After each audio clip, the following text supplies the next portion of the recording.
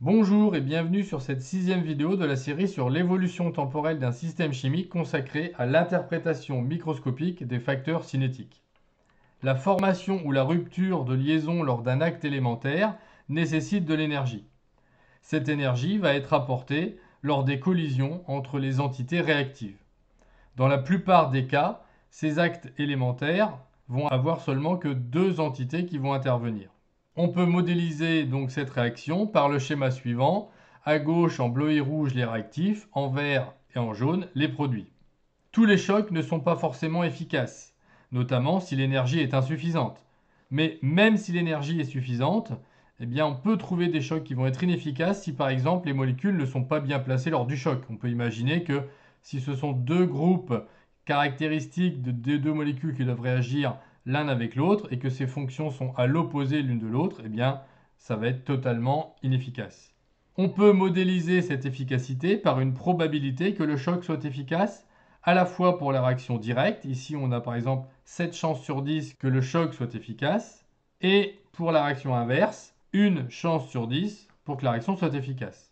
En fonction de ces valeurs, on va obtenir soit une transformation totale si par exemple la probabilité que la réaction inverse se fasse est proche de 0, ou une réaction équilibrée si on a des valeurs pour les deux.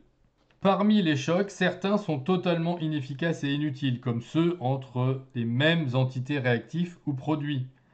Et entre réactifs eux-mêmes, parfois on a des réactions efficaces, parfois non. Ici c'est efficace, ici non. Donc chaque réaction, chaque choc ne va pas être efficace à chaque fois, comme on l'a dit précédemment. C'est ce modèle des collisions efficaces qui sera la base de nos interprétations. La vitesse d'un acte élémentaire va dépendre de la fréquence de ces collisions. Pour améliorer la cinétique, il va falloir augmenter le nombre de chocs efficaces.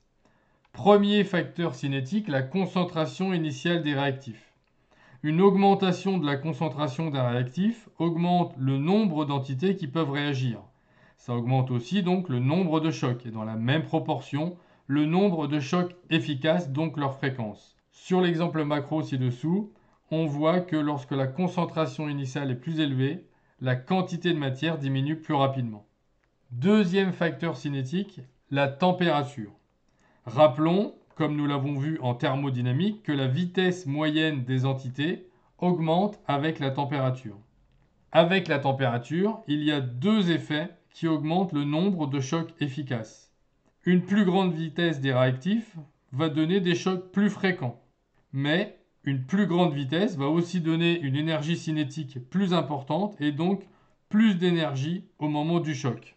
On voit sur la partie macro qu'une augmentation de température augmente la vitesse en général. Mais, on l'a vu, c'est vrai pour un acte élémentaire. Comme dans un mécanisme réactionnel, il y en a plusieurs, ça va dépendre des vitesses des différents actes élémentaires en direct comme en inverse.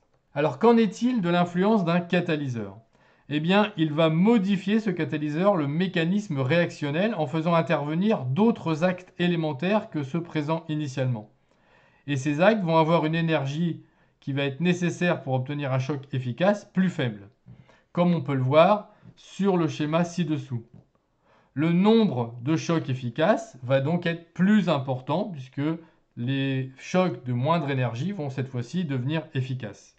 Le catalyseur augmente donc en général la vitesse d'une réaction. Voilà, c'est tout pour cette vidéo. Je vous remercie, à bientôt et au revoir.